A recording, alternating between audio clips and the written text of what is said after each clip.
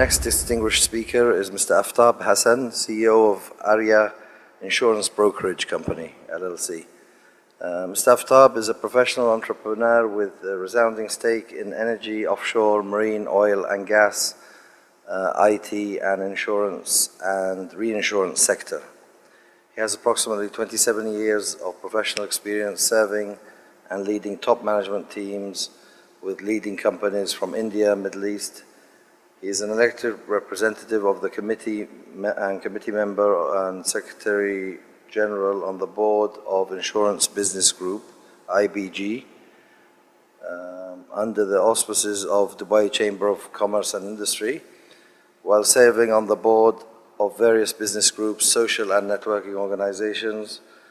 He has 2 bachelor degrees, one in science and other in engineering, a master's degree in business management, diploma in strategic planning, mergers and acquisitions, and certification in quality management. Please give a warm welcome to Mr. Aftab Hasan. Well, thank you very much. My suggestion would be always, because I was humbled while Mr. Jamil has read the details, credentials, and it would be good, like, people should read it rather than, it looks like we are playing a saga person, of course, with the credentials. So thank you very much to give us a chance and to give me a chance here.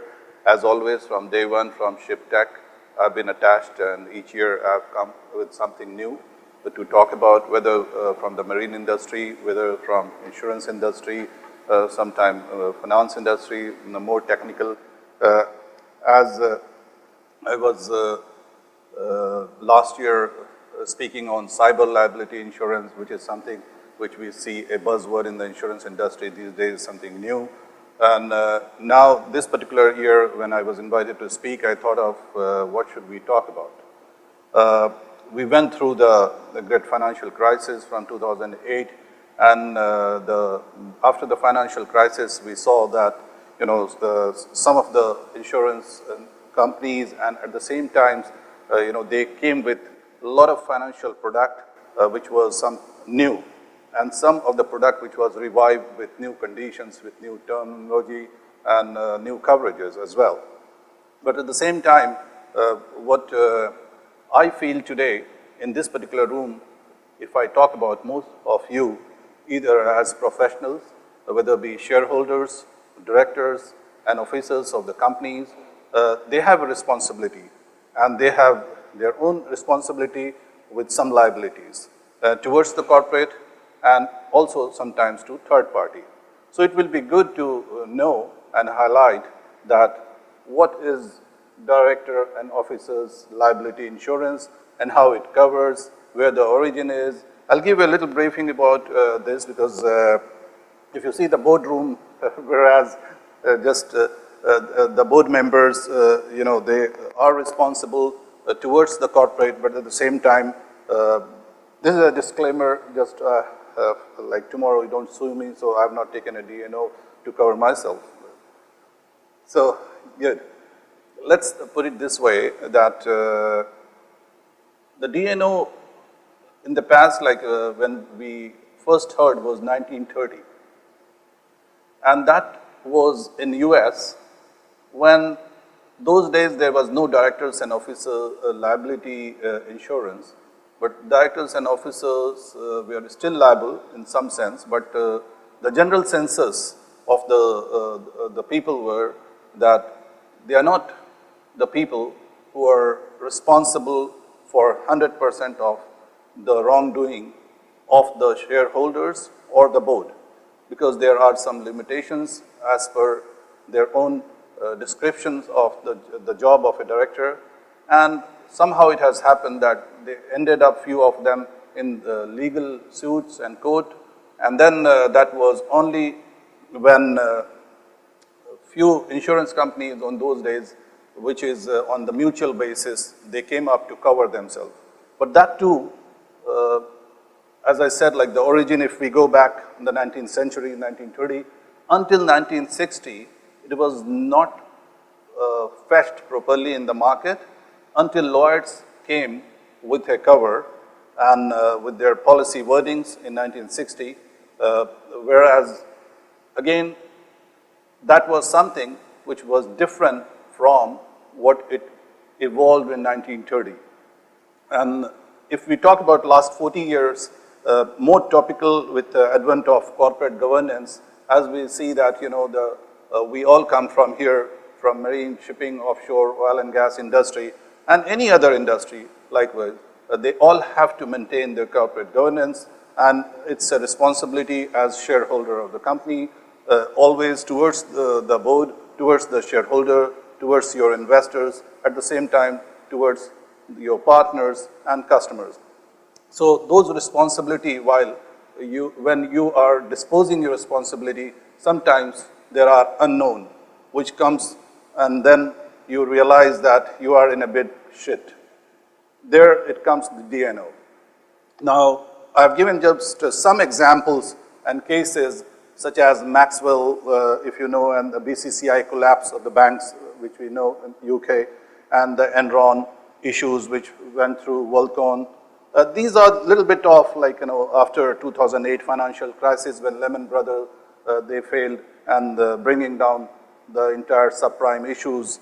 And then we talk about Freddie Mac issue and Citibank, their stocks when they collapsed, RBS. So these are all the issues which we all have been seeing, reading, and somehow or the other, the directors and shareholders, they are responsible and they have to take in consideration hiring the lawyers, attorneys to protect themselves individually as well as corporate for their own companies. So as I said, some legislation as well has been updated, which was not there earlier in the Companies Act globally, internationally, and then codifying the directors' duties, which has changed again the D&O concept. Now, if we talk about the directors and officers, as I was telling you, the managing the affairs of the corporation and through whom the corporate legally act. So basically, there is two major difference which I would like to highlight, which I would like to tell you.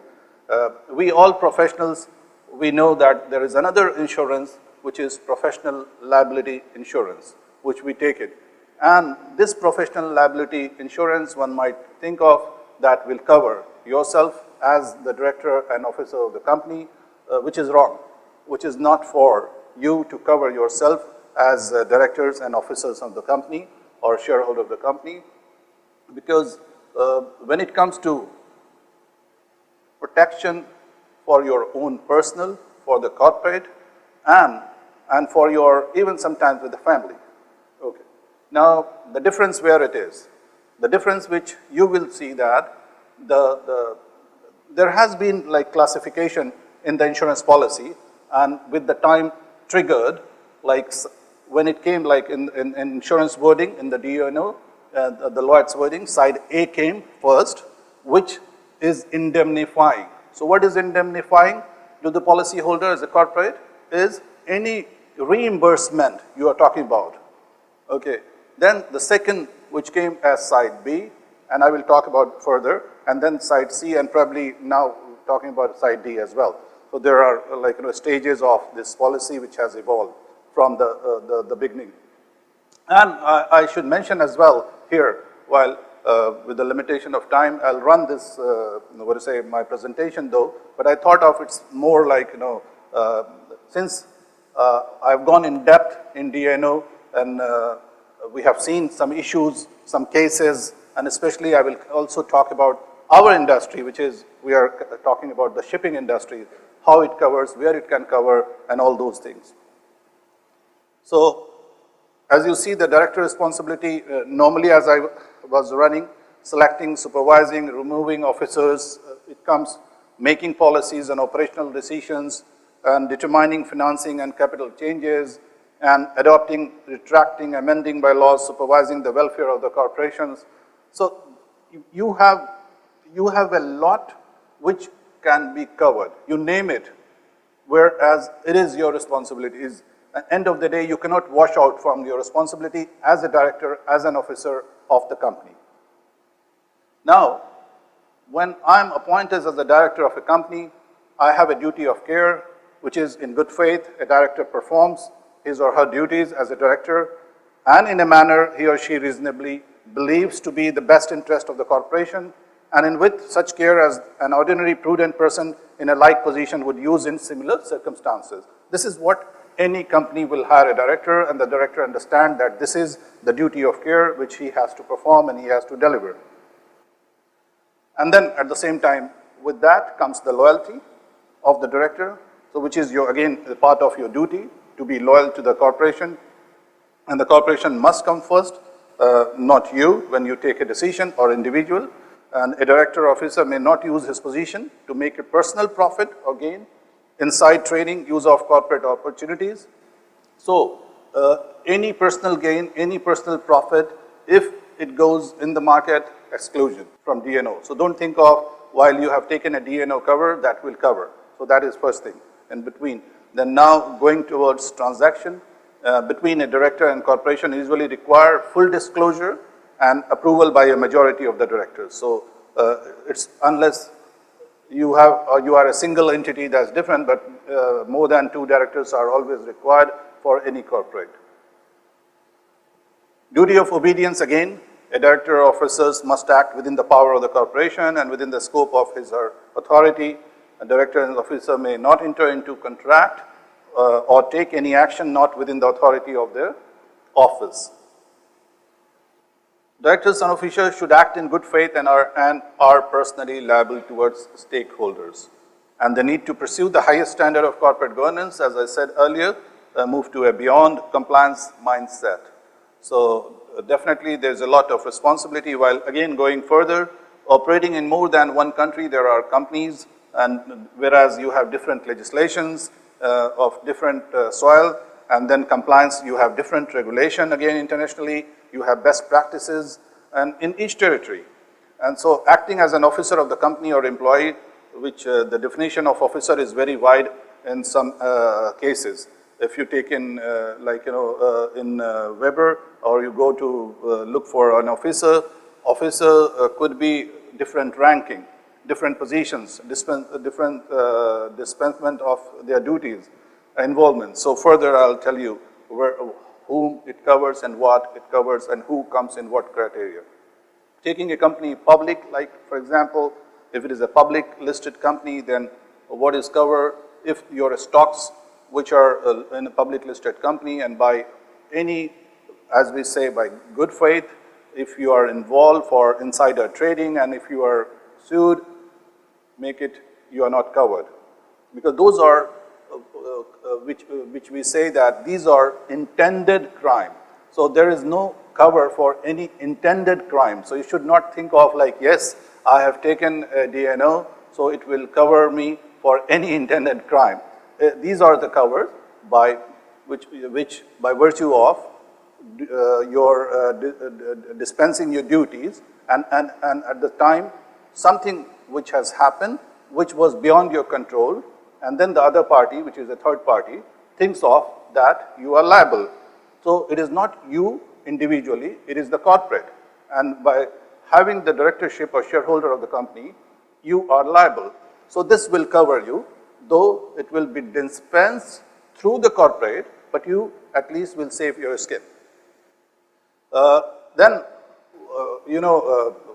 the mergers and acquisition. If you remember the 90s and after the .com, when the crisis, when it fell, and then there were a lot of, especially in Silicon Valley, we are talking about, there were a lot of mergers and acquisition which took place those days, and there were, those companies does not exist anymore. There were lawsuits against the companies, and later on people were looking for. That was also the time when the side B came on the policy wordings, where I'll tell you again further. Emerging risk, as I said, cyber threats to organization. So DNO need to take responsibility for IT security. This is a board of director responsibility, not the IT department. Tomorrow you cannot just pass your buck and then brush your shoulder, says, no, this is the IT which should be taken in consideration. No, as a board of director, you are equally responsible. Now, so the governance model is stakeholders for board of directors. So if I take in consideration, this is an evolving cycle, which starts from the shareholders towards the employees and the customers and suppliers, and then civil activists, and then government and regulators, which you have. So this is an evolving cycle, and we all are part of this governance model. So anyone, if defaulting, apart from the written governance model, if you have a good governance in the company, there is a compliance manual, there is a governance documents, and then if you default on those, then as I said, that intentionally, unintentionally, that we have to look into consideration. And further, you as insured can hire an attorney as a lawyer, deem fit, you feel that, who can better take care of your interest, protect you from any lawsuits, and there is no binding on the insurer to suggest you to choose a particular lawyer from their side. So unlike the insurance industry on the marine side, they might come and they say that, yes, we have a panel of surveyors, you can always use it in the event of any marine claim. But in the D&O, no, it is the insured who will decide, and then the competent legal person who is going to fight that legal battle. The insurers, they just have to pay their fees and all that. This is the big difference there. Now, so potential claimants, from where it will come. Shareholders' actions, as I said. So this is one of the area where the potential claimants can come. And usually the source for the majority of claims is D&O. We are talking directors and officers. And employees for labor-related issues, which always happens for any particular company. Sexual harassment, somebody takes you in the court, wrongful termination or promotion, they feel any discrimination, breach of employment contract. Then again, if you failure of the company to comply with necessary regulation or laws, these are the claimants. So mind it, I'm just giving you a rundown from where the claim might arise. I'm still not talking about what it will cover, the D&O. So these are the potential claimant from where you as a corporate, if you're running a company, where it will come from, or the third parties. The third parties, competitors, patent and copyright infringement, contract dispute, customers, dishonesty, fraud, lenders, liability, creditors. Now, potential claim triggers, which happens normally. Accounting and auditing practice, including inadequate disclosures, that is, which is, and we talk about listing or capital raise prospectus, misrepresentation, fluctuation of stock price. People normally, they go to fundraise, and these days there's a lot of, crowdfunders. They go with startup companies to, and then they cook the balance sheet, they cook, all those things. So these are there. So these are the potential claim which triggers. And again, the regulatory frameworks which you have in all the industry. So regulatory authorities action if the governmental or employment-related disputes and HR issues, and shareholder actions, and then mergers and acquisitions, and breach of authority of officers, bankruptcy or liquidation. So now, how to protect directors and officers? So this is the broadly indemnification is offered by the company. Not always clear as to legal situation and whether it is permissible. That individual person will know. The individual D&O pays from his or her own pocket. They are legally liable. These are the scenarios that are normal. And protection through insurance D&O policy, either if the company has bought it. These are the scenarios. Now, as I was telling you, side A, side B, and side C. So what side A is? A personal liability of company directors and officers as individual.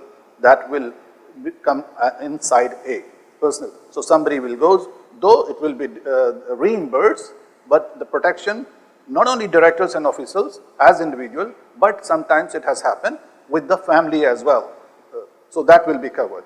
And which, of course, it's same like if someone has taken a group life policy, and the group life policy, when it comes to the claims, so when you sign after the demise of the person, the beneficiary will get this, but it will be dispersed to the insured, which is the first insured is the corporate, which is the company, and the company has the right to disperse to their beneficiaries. Side B, a company reimbursement cover for cases where the company has paid a third-party claim on behalf of directors and officers. And side C will be, these are for the listed companies, which is on the security side, entity coverage for wrongful acts in connection with the trading of a listed company's security, claims against the company itself. So these are three side. D also I have not mentioned there. This is the recent. On the D side, as there are a few loopholes there, which on the D is still, so I have not covered on that. And while I continue with this, who are covered insurance cover, you know, let me put it this way again, that when the Lloyds, when they came in 1960, and after that, from 60 to until the 90s, there were huge claims, which came on the DNO. And then the ramification of this was 8 of the larger international insurers, reinsurers we are talking about, providing this coverage, they stopped writing DNO with exclusion with few. So 8 of the company, they had to wash their capital in terms of the claims which came. And then this side C came, because that was the time which is, the buzzword was mergers mania, if you remember that. That was a mergers mania, whereas many of the companies abolished and they merged together. And then those directors and those shareholders, somehow they have shown their own balance sheet, whether it be cooked or whatever it was. They merged together, they listed the company, they went there, and later on the stock dropped. And then when the people they went to see, everything was zero before. I mean, in terms of hypothetically I'm talking about. So those were the time when they were sued. 8 of the company which those directors has taken, they had to pay for that. So they had to close that. So who is covered? Past, present, future directors, including retired directors, 7, and CEOs, managing directors, officer, undefined. That's why in bracket I said officers, undefined. Because I said, like, you know, there are different responsibilities, different of the officers. Employees while acting in a managerial or supervisory capacity, the company and subsidiaries as defined by the policy, but it has to be mentioned in the policy. And outside directors' liability extension can be offered under DNO policies as well. Like if you have a executive director and you have a non-executive directors, and in the event if non-executive director, then you have to ask for an extension, which can be offered under DNO policies. And then legal hires, estates, legal representative cover, plus spousal liability. I was telling about the family. And then what is covered? Breach of duty and trust, warranty, or authority. These are neglect, error, misstatement, misleading statement, omission, employment practices such as wrongful termination, promotions, discrimination, sexual harassment. I have run this all. Defense cost and court damages, investigation cover. Then main general exclusions. This is very important to understand. Everything, as we say, we never promise you a rose garden, so there are thorns as well comes from the garden when you go to pluck the flower. So these are exclusion sometimes. So intentional act of non-compliance on fraud, fines and penalties and civil. So these are the main general exclusions. Non-compensatory damage such as punitive damage somebody has taken, and then if you have any tax erosion, you think DNO will cover you, no. So any amount for which the insured is not legally liable, and professional indemnity, of course you have a separate professional indemnity, so those cover will not be coming under DNO. And then you have a pollution separate cover can be offered for defense cost as well. Property damage, you have a property cover, bodily injury except corporate manslaughter. Prospectus exclusion, extension may be added, and then matters deemed uninsurable by law, and these are by law which is uninsurable, cannot be covered. Claims made under a previous policy which was earlier, and then prior and pending litigation if there is. So these are main general exclusion. Now factors to consider for underwriters consideration and for insurers, which they normally take care of these things, which is corporate governance if the company should have. So this is for the understanding of the policy and for the insured before taking the policy they should have in mind.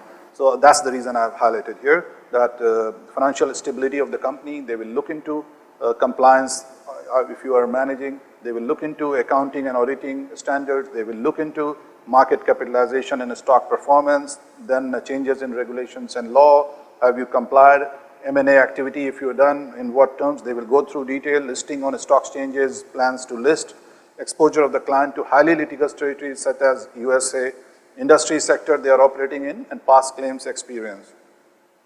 Now, just some case study which I gave a little bit of, from our industry, which is from the shipping, and this is just a description. It shouldn't be construed as a reference to any particular case. This is for the understanding as a summary that in general information only, which is like a vessel capsizes resulting in loss of life among passengers and crew. Subsequent investigation revealed deficiency in the management of the vessel, and the coroner's report delivers a verdict of unlawful killing. This result in the prosecution of employees and the operating company for manslaughter. So this will be coverage provided. A D&O policy could cover the cost of defending these actions and indemnifying the company in respect of claim brought by shareholders. A class action is instigated against a shipping company for violation of securities law as a result of their issuance of materially false financial information causing share value to drop. That's what it will be. Again, D&O policy could cover the cost of defending these actions and indemnifying the company in respect of claims brought by shareholders or regulatory authority. And oil tanker breaks up off the coast and causes pollution, which has happened a few times in here, and resulting in a large number of claims for compensation and class action. The governmental authorities and police charge the master ship owners and cargo owners. So D&O policy could cover the cost of defending these actions and indemnifying the company in respect of the downstream pollution claims brought by creditors, regulatory authorities, and shareholders. So these are the D&O liability insurance may offer protection from our industry. And I believe that's the end of my session, unless I keep on going because the time is not there. So if you have any questions, feel free to ask me. And I always put it like, you always have a time for a paradigm shift in whichever industry you are, because don't put your head in the sand and think of for the tsunami or for the big tempest to come and save you. No, keep yourself up always. Thank you very much.